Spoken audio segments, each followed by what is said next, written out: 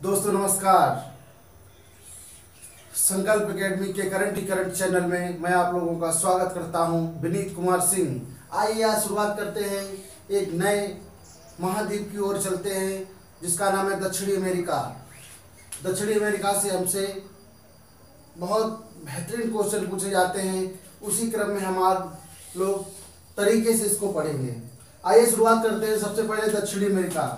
तो हम सबसे पहले ये जाने चाहेंगे कि दक्षिणी अमेरिका में कितने देश आते हैं।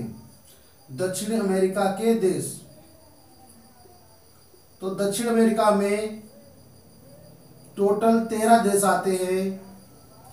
दक्षिण अमेरिका के देशों की संख्या है 13, जिसमें से 11 देश ऐसे हैं 11 देश ऐसे हैं जिनकी सीमा तटीय लगती है, और 2 देश ऐसे हैं जो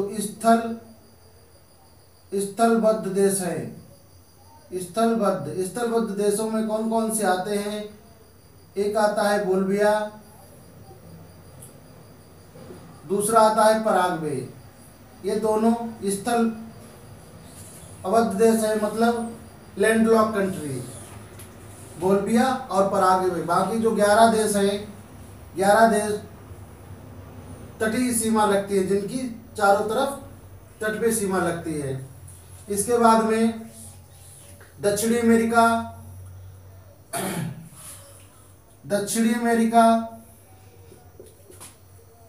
वेस्ट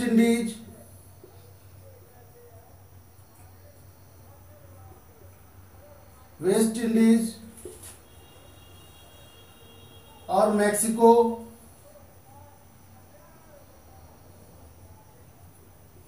मैक्सिको, को लैटिन अमेरिका के नाम से जाना जाता है। लैटिन अमेरिका के नाम से जाना जाता है। दक्षिण अमेरिका, वेस्ट इंडीज, मैक्सिको को लैटिन अमेरिका के नाम से जाना जाता है।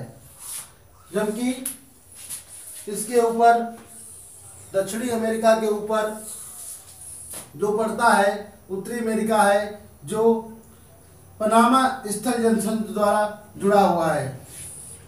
इसके बाद में हम लोग देखते हैं नीचे की तरफ, यहाँ पर एक छोटा सा द्वीप पड़ता है। इस द्वीप का नाम है टिएरा डेल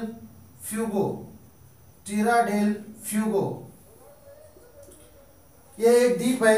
इस द्वीप के पूर्वी साइड में यहाँ पर एक द्वीप और पड़ता है, जिसका आप लोगों ने बहुत ही नाम सुना होगा, फॉकलैंड द्वीप।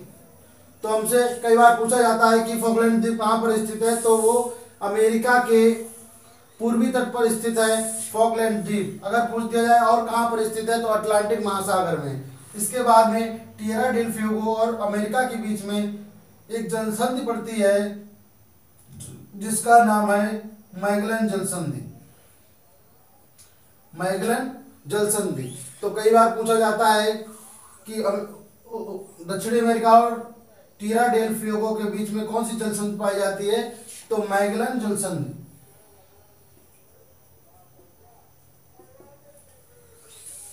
इसके बाद में हम भूमध्य रेखा की बात करेंगे। भूमध्य रेखा की बात की जाए तो यहां से हमारी गुजरती है भूमध्य रेखा, जो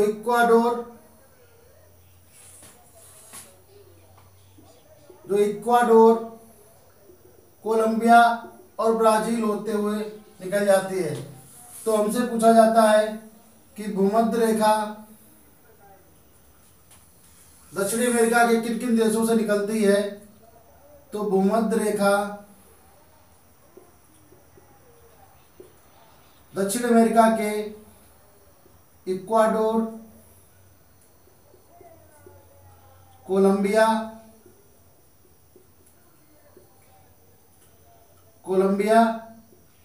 3 नंबर पे आता है ब्राजील। 3 देशों से हमारी निकलती है। सीधे क्वेश्चन पूछा जाता है, बताइए दक्षिण अमेरिका में भूमध्य रेखा किन किन देशों से निकलती है, तो इक्वाडोर, कोलंबिया और ब्राजील से निकलती है। 3 देशों से। उसके बाद में हमसे क्वेश्चन और पूछा जाता है, बताइए मकर रेखा, मकर रेखा, मकर रेखा दक्षिणी अमेरिका के किन किन देशों से गुजरती है? तो मकर रेखा की लोकेशन यहाँ पे रहती है। सबसे पहले चिली, अर्जेंटीना, पराग्वे और ब्राजील। तो ये हमारे 4 देशों से निकलती है। मकर रेखा दक्षिणी अमेरिका के 4 देशों से निकलती है,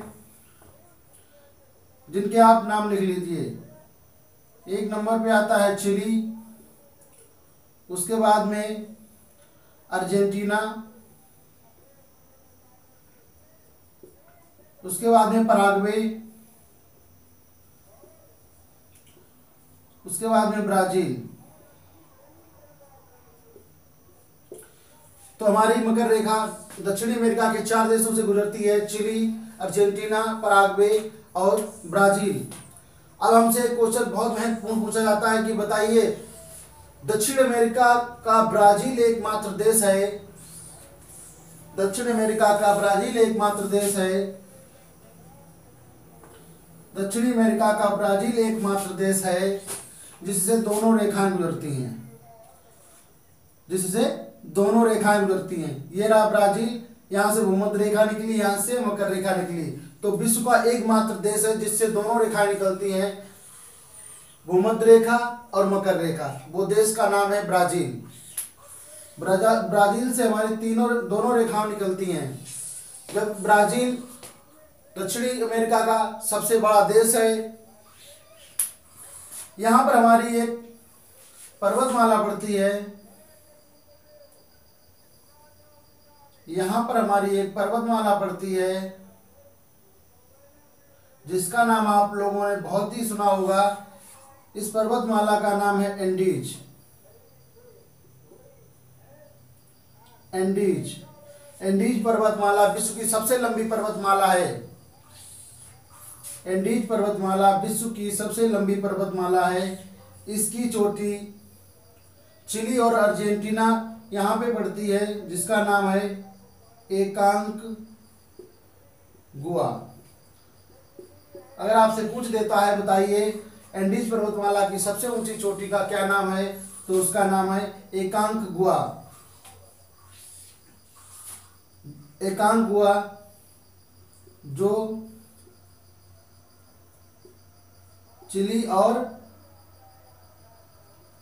अर्जेंटीना की सीमा पे पड़ती है, अर्जेंटीना की सीमा पे पड़ती है, जिसका नाम है एंडीज, एकांगुआ। देखिए जितने सारे देश हैं इनकी सारे समुद्र के किनारे सीमाएं लगी हुई मात्र 2 देश हैं, एक बोल्विया और एक पराग्वे, जो कैसे हैं स्थल अवरुद्ध देश हैं। स्थल अवरुद्ध का मतलब आप लोग जानते ही होंगे, लैंड लॉक कंट्री, मतलब जो चारों ओर से घिरे हुए हैं, जिनकी कोई भी सीमा तट की तरफ से नहीं लगती है। उसके बाद में हम बात करते हैं इक्वाडोर की। इक्वाडोर में यहाँ पर एक ज्वालामुखी पाया जाता है जिसका नाम आपने बहुत ही सुना होगा, कोटोपैक्सी। पहले तो आप लोग लोकेशन जान लीजिए, कोटोपैक्सी कहाँ पड़ता है। तो कोटोपैक्सी पड़ता है इक्वाडोर में। ये कैसा है? विश्व का सबसे ऊंचा ज्वालामुखी, विश्व का सबसे ऊंचा ज्वालामुखी, विश्व का सबसे ऊंचा ज्वालामुखी। उसके बाद में यहीं पर एक ज्वालामुखी इसके नीचे जस्ट पड़ता है जिसका नाम है चिमराजो।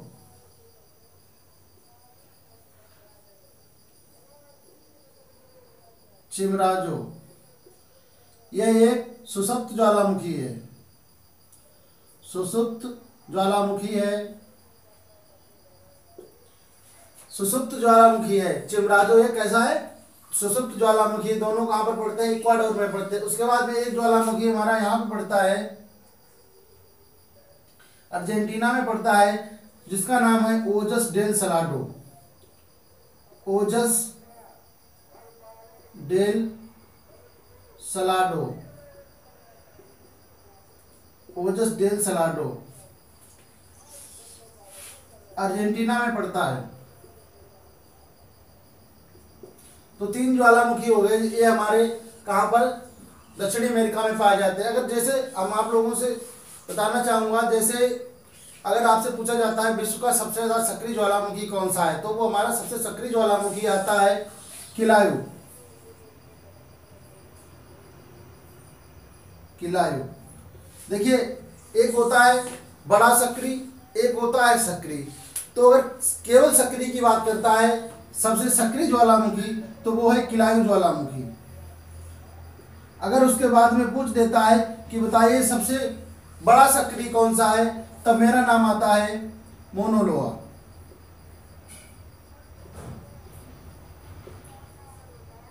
मोनो लोआ कैसा है, बड़ा सक्रिय। इन दोनों की लोकेशन प्रशांत महासागर में पड़ती है। अब ज्वालामुखियों की अगर बात की जाए, तो भारत की बात की जाए तो भारत में 2 ज्वालामुखी हैं। एक ज्वालामुखी का नाम है वैरन ज्वालामुखी, ये एक सक्रिय ज्वालामुखी है। एक दूसरा ज्वालामुखी है जो सुषुप्त ज्वालामुखी है, जिसका नाम है नारकोंडम। तो ये दो ज्वालामुखी है, जो अपने भारत में पाए जाते हैं। बाकी जो भी बताए हैं, ये दोनों प्रशांत महासागर में स्थित हैं। कोटोपैक्सी, ओजस डेल सलाडो, चिमराजो दक्षिणी अमेरिका में स्थित है। उसके बाद में मैं 2 और ज्वालामुखी हैं जो बहुत ही फेमस हैं। एक का नाम है एटना, एटना ज्वालामुखी, जो कहाँ पर स्थित है, सिसिली द्वीप पर स्थित है, भूमध्य सागर में। उसके बाद में दूसरा है स्ट्राम्बोली, ये लिपारी द्वीप पर स्थित है। दोनों भूमध्य सागर में पड़ते हैं, इसीलिए स्ट्राम्बोली ज्वालामुखी को भूमध्य सागर का प्रकाश स्तंभ कहा जाता है। चलिए आइए शुरुआत करते हैं। इसके बाद में ज्वालामुखियों की बात हो गई, इसके बाद भी हम लोग जानना चाहेंगे ब्राजील। हम लोग कुछ ब्राजील के बारे में जानना चाहेंगे। देखो, ब्राजील में सबसे ज़्यादा क्या होता है, कॉफ़ी। ब्राजील में सबसे ज़्यादा होती है कॉफ़ी। या काफ़ी मूल पौधा कहाँ का, अगर आपसे कभी क्वेश्चन में पूछ देता है काफ़ी मूल पौधा कहाँ का है, तो वो इथोपिया का है। काफ़ी सबसे ज़्यादा पैदा तो ब्राज़ील में होती है, लेकिन काफ़ी मूल पौधा कहाँ का है, इथोपिया का है। काफ़ी के यहाँ बहुत बड़े बागान होते हैं, इन बागानों को फेजेंडा कहा जाता है। फेजेंडा, काफ़ी के बागानों को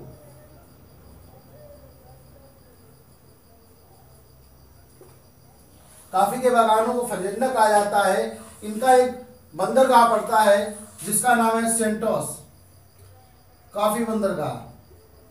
सेंटोस कैसा बंदरगाह है, काफी बंदरगाह।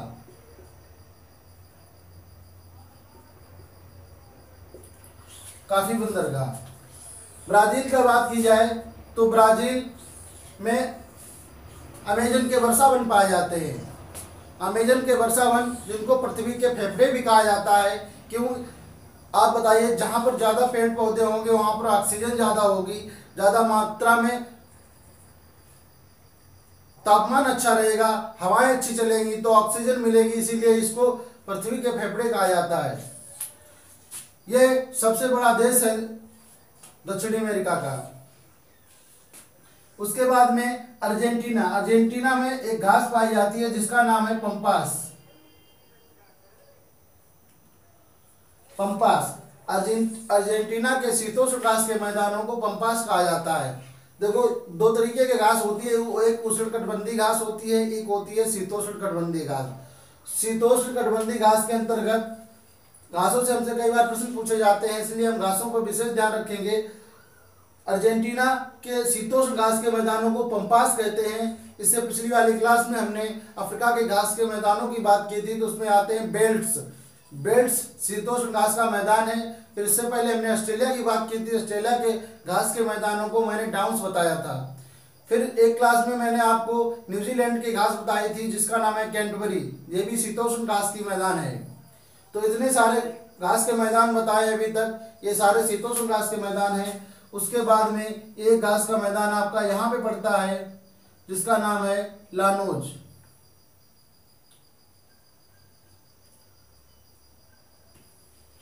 लानोज घास का मैदान। यहाँ पर जो घास के मैदान पाए जाते हैं उनको कहते हैं सेल्वास। सेल्वास घास के मैदान पाए जाते हैं। आइए इसके बाद हम नदियों की बात कर लेते हैं। दक्षिण अमेरिका में कौन कौन सी नदियां पाई जाती हैं।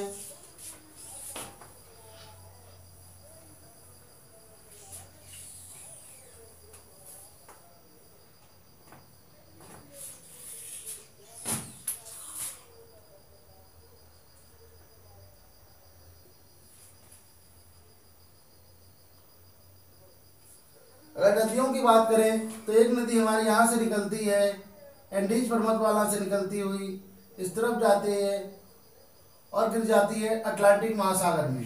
कहाँ गिरती है? अटलांटिक महासागर में गिर जाती है। इस नदी का नाम आपने बहुत ही खूब सुना होगा, बहुत ज़्यादा फेमस नदी है जिसका नाम है अमेजन नदी। अमेजन नदी, अमेजन नदी। अमेजन नदी के बारे में मैं आपको बताना चाहूँगा, ये विश्व की सबसे बड़ी नदी है। देखिए हम आपको बताएंगे कि बड़ी और लंबी में काफ़ी डिफरेंस होता है। बड़ी का मतलब होता है अपवाद क्षेत्र, चौड़ाई में। लंबी का मतलब होता है, अगर आपसे कोई पूछ देता है विश्व की सबसे लंबी नदी कौन सी है तो वो हमारी आती है नील नदी।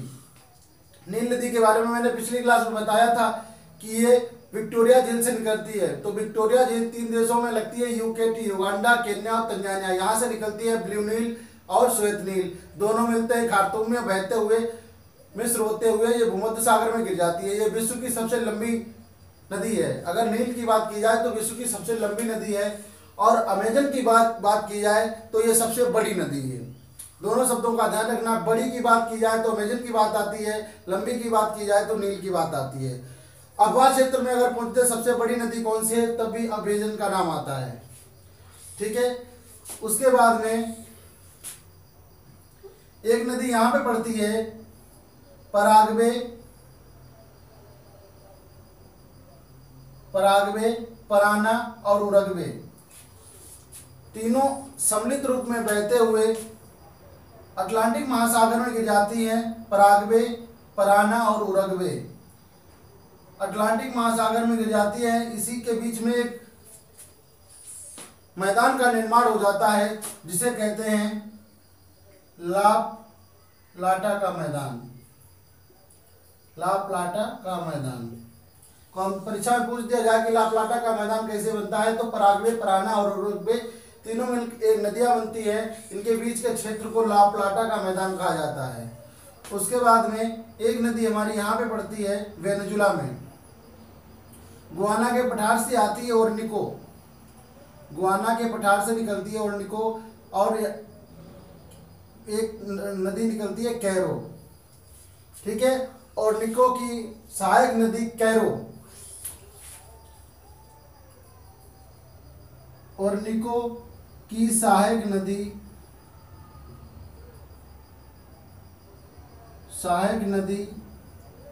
कैरो पर विश्व का सबसे ऊंचा जलप्रपात स्थित है। अगर आपसे क्वेश्चन में पूछ दिया जाए बताइए विश्व का सबसे ऊंचा जलप्रपात कौन सा है तो वो है एंजिल जलप्रपात, जिसका नाम है एंजिल जलप्रपात। एंजिल जलप्रपात जिसकी ऊंचाई है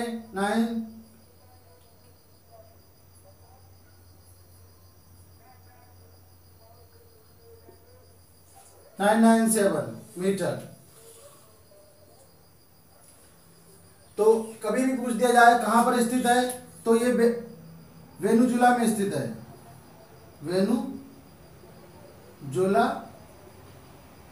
वेनेजुला में स्थित है। कौन? एंजिल जलप्रपात यहाँ पे पड़ता है। यहीं पर आपकी पड़ती है पनामा स्थल संधि, ऊपर की तरफ पड़ती है पनामा स्थल संधि जिससे अमेरिका से जुड़ा हुआ है। इस साइड आपका पड़ता है प्रशांत महासागर।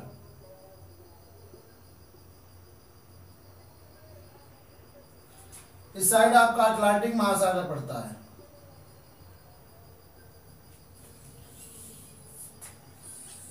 यहीं पर एक धारा भी बहती है, मैं आपको अवगत कराता चलूं कि यहाँ पे एक धारा बहती है जिसका नाम है फॉकलैंड धारा। यह एक ठंडी जलधारा है। मैंने बताया था जब भी ध्रुवों की तरफ से कोई भी जलधारा बहती है तो वो ठंडी होती है, चाहे ऊपर के ध्रुव से आए, उत्तरी ध्रुव से आए, चाहे दक्षिणी ध्रुव से आए, कोई भी धारा अगर बहती है तो वो कैसी होगी, ठंडी जलधारा होगी। इसके बाद में हम लोग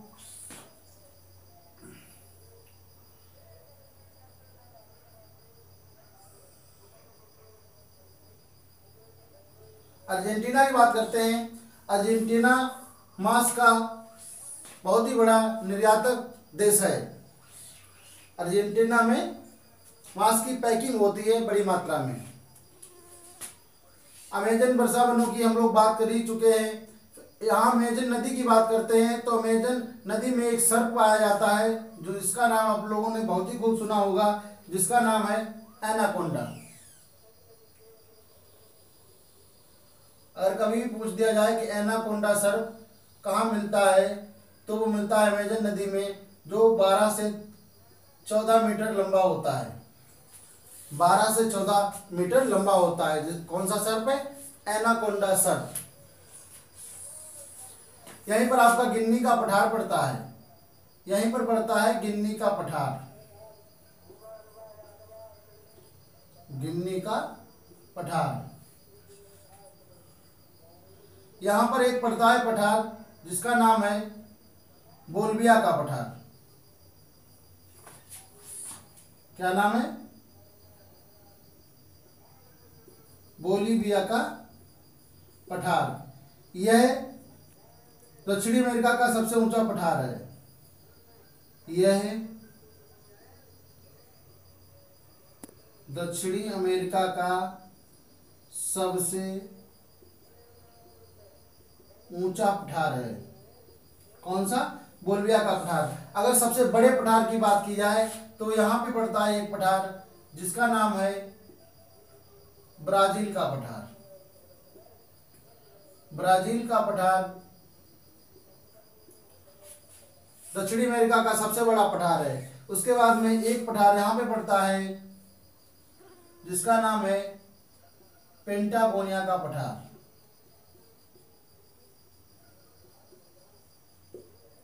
पेंटागोनिया का पठार। तो इतनी चीजों की बात हो गई। अब जो भी क्षेत्र छूटा है इसके बारे में हम अगली क्लास में बात करेंगे। तब तक के लिए धन्यवाद।